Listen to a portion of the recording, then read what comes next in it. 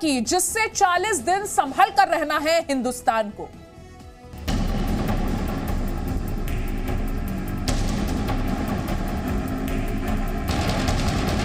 अगले 40 दिन संभल कर। न्यू ईयर में कोरोना विस्फोट।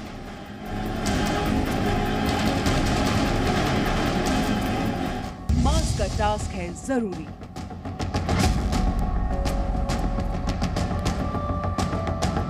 BF7 को हराएगा इंडिया। कोरोना से जंग, हिंदुस्तान तैयार। जनवरी में सावधान।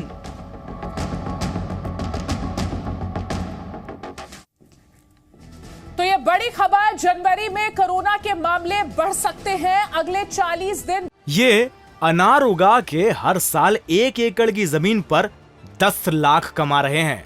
उनसे सीखना है तो फ्रीडम ऐप को अभी डाउनलोड कीजिए। बेहद अहम है, स्वास्थ्य मंत्रालय की तरफ से ये चेतावनी जारी की गई है। स्वास्थ्य मंत्रालय का कहना है कि कोरोना के मामलों में अगले 40 दिनों में बढ़ोतरी देखने को मिल सकती है। तो 40 दिन ऐसे हैं जिनसे देश को संभल कर रहने की बहुत ज्यादा जरूरत है। अभी भारत में चिंता की स्थिति नहीं है, लेकिन सावधानी पूरी बरतनी है।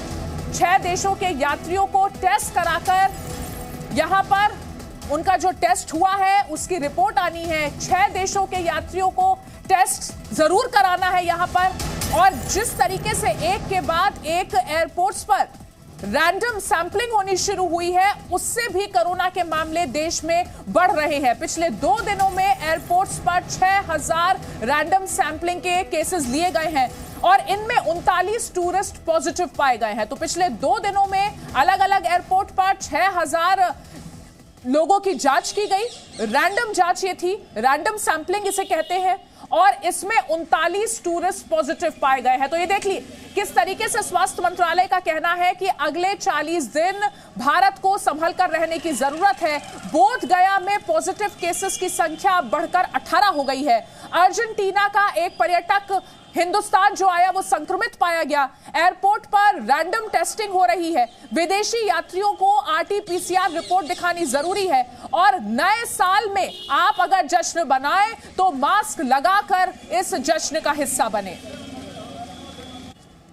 तो भारत में एहतियात बरतना कितना जरूरी है, इस पर बात करेंगे। लेकिन बड़ा अपडेट इस वक्त जापान से आ रहा है जो आपको दे दे। यहां कोरोना का कहर देखने को मिल रहा है। जापान में कोरोना केसेस ने नया रिकॉर्ड बनाया है। बुधवार को जापान में 415 लोगों की कोरोना वायरस की वजह से मौत हुई, जो एक दिन में सबसे ज्यादा मौत का रिकॉर्ड है। बुधवार को जापान में केसेस की अगर बात करें तो 2,16,219 नए केस सामने आए हैं। तो चीन के बाद जापान वो देश है जो इस वक्त कोरोना के कहर को झेल रहा है। एक दिन में रिकॉर्ड मामले कोरोना के सामने आए हैं और रिकॉर्ड मौतों का आंकड़ा भी यहां पर जापान छूता नजर आ रहा है। एक दिन में यानी बुधवार को जापान में 415 लोगों की मौत कोरोना की वजह से हुई। अब आप अंदाजा लगाइए किस तरीके से कोरोना की चपेट में है इस वक्त जापान। बुधवार को जापान में पॉजिटिव केसेस की अगर हम बात करते हैं तो यह आंकड़ा 2,16,219 पर था। 2,16,219 नए केसेस आए हैं जापान में। एक दिन में 415 लोगों की जान इस वायरस ने ले ली और 2,16,219 नए केसेस सामने आए। जापान में इस वक्त कोरोना से हाहाकार मचा हुआ है।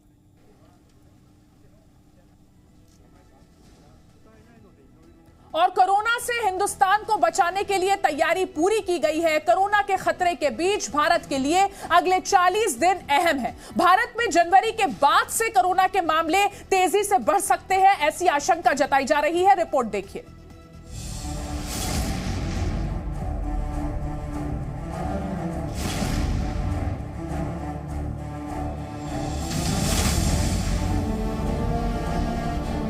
दुनिया भर में बढ़ रही कोरोना संक्रमण को देखते हुए सरकार ने इससे निपटने की तैयारियां भी तेज कर दी हैं। देश में कोरोना के नए वेरिएंट BF7 के मामले पाए जाने के बाद स्वास्थ्य विभाग ने दिशा निर्देश भी जारी किए हैं। एयरपोर्ट पर आने वाले यात्रियों की जांच की जा रही है। साथ ही कोरोना संक्रमित लोगों के नमूनों की जीनोम सीक्वेंसिंग भी कराई जा रही है।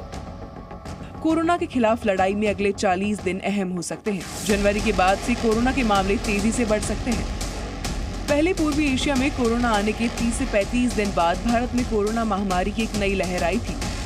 हालांकि कोरोना संक्रमण की गंभीरता कम है। अगर लहर आती भी है तो मौतें और संक्रमितों के अस्पतालों में भर्ती होने की दर बहुत कम होगी। कोरोना के नए वेरिएंट BF7 का खतरा भारत में भले ही कम हो, लेकिन सतर्कता बहुत जरूरी है और यही वजह है कि संसद के सत्र के दौरान प्रधानमंत्री नरेंद्र मोदी के अलावा लोकसभा में स्पीकर, राज्यसभा में उपराष्ट्रपति और दोनों सदनों में कई सांसद मास्क पहने देखे गए। स्वास्थ्य मंत्री संसद में सख्ती से कोरोना प्रोटोकॉल के पालन करने की अपील कर चुके हैं।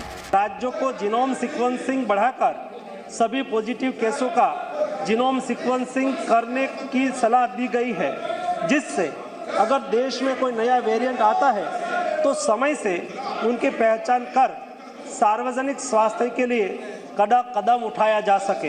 राज्यों को सतर्क रहकर लोगों का मास्क पहनना, हैंड सैनिटाइजर करना, रिस्पायरेटरी हाइजीन का ख्याल रखना और सामाजिक दूरी बनाए रखने की जागरूकता लानी चाहिए। कोरोना के नए वेरिएंट BF7 के खतरे को देखते हुए एयरपोर्ट पर आने वाले यात्रियों की जांच की जा रही है। पिछले 3 दिन में विदेश से आने वाले 6000 लोगों का कोरोना टेस्ट किया गया, जिनमें से 39 लोग कोरोना संक्रमित पाए गए। सरकार अगले हफ्ते से चीन, Japan, south Korea, Thailand, Singapore, Hong Kong से आने वाले यात्रियों के लिए RT-PCR रिपोर्ट अपलोड करना जरूरी कर सकती है। वहीं बिहार के बोधगया में 2 और विदेशी पर्यटक कोरोना संक्रमित पाए गए हैं, जिसके बाद बिहार में संक्रमितों की संख्या बढ़कर 18 हो गई है, जिनमें 13 विदेशी पर्यटक हैं। यूपी के आगरा में भी अर्जेंटीना का पर्यटक कोरोना संक्रमित मिला है। पर्यटक ने अपना मोबाइल नंबर गलत दिया था। स्वास्थ्य विभाग पुलिस की मदद से संक्रमित पर्यटक की तलाश कर रहा है। जो रिकॉर्ड उन्होंने हमें दर्ज कराया था और उनका जब वहाँ एंटीजन पॉजिटिव आया था तो उनको ताजमहल जाने से रोक भी दिया गया था। वो नहीं गए थे, बाकी लोग अंदर गए थे। उन्होंने जो डिटेल हमें नोट कराया था उसके आधार पर वो सत्यापित नहीं हो पाया और साथ में मोबाइल नंबर भी उनका गलत है। हम लोग प्रशासन की मदद से, पुलिस के सहयोग से उनका ट्रेस कर रहे हैं और ASI की जो क्लोज सर्किट टीवी से उनका फोटो भी, इमेज भी शेयर कर रहे हैं होटल्स को, जिससे उनको ढूंढा जा सके और उनके कॉन्टैक्ट को ट्रेस किया जाए।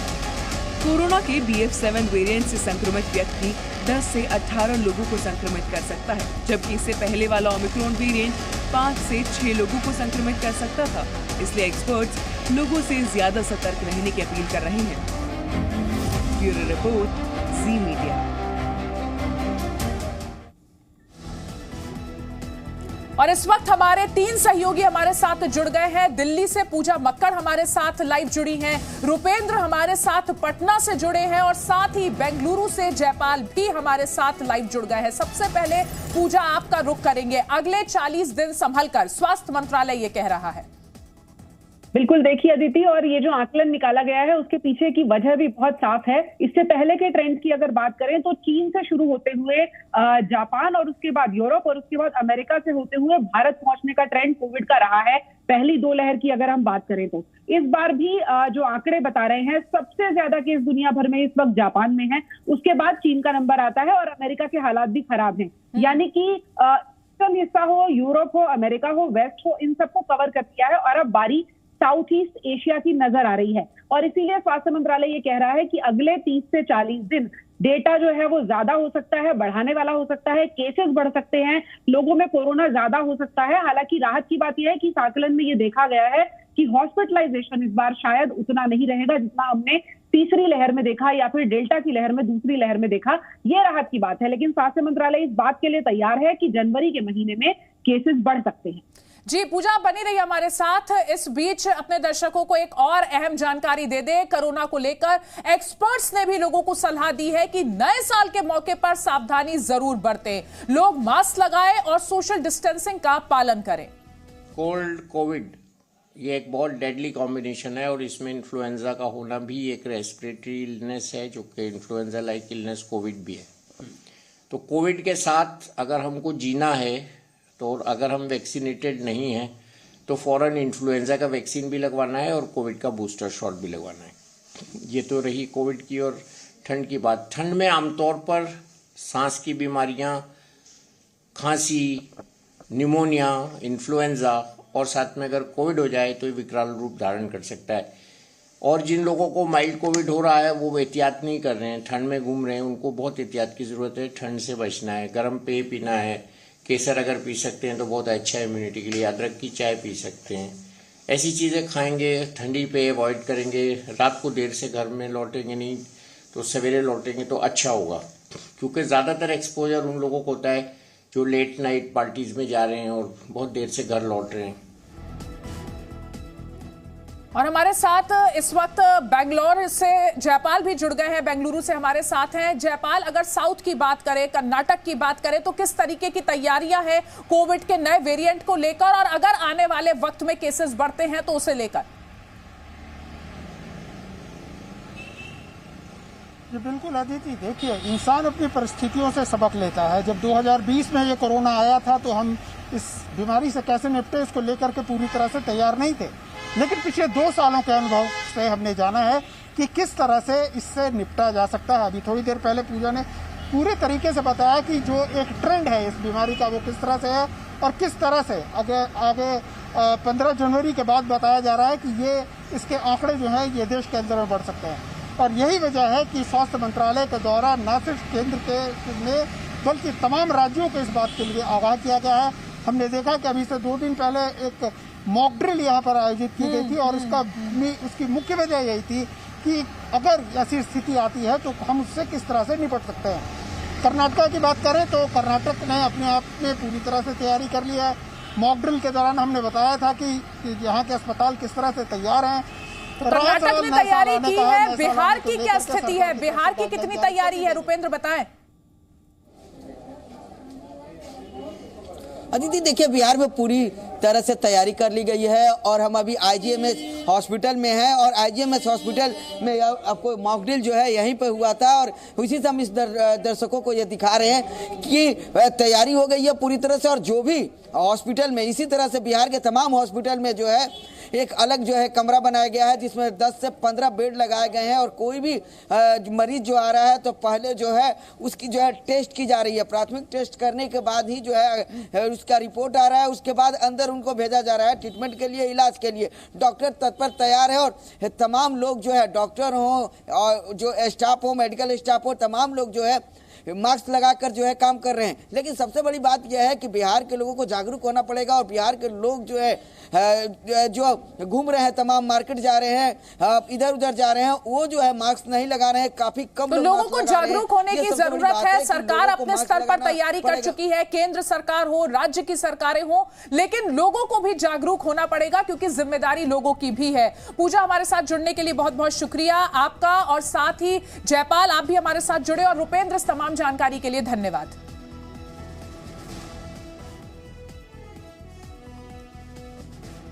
तो अपने दर्शकों को एक बार मैप के जरिए बता रहे हैं कि दुनिया में कोरोना के एक्टिव केसेस किन किन देशों में कितने हैं। आप इस मैप के जरिए देखिए। अमेरिका की बात करें तो यहां 19,23,000 से ज्यादा केसेस हैं। फ्रांस में 9,14,000 से ज्यादा केसेस हैं।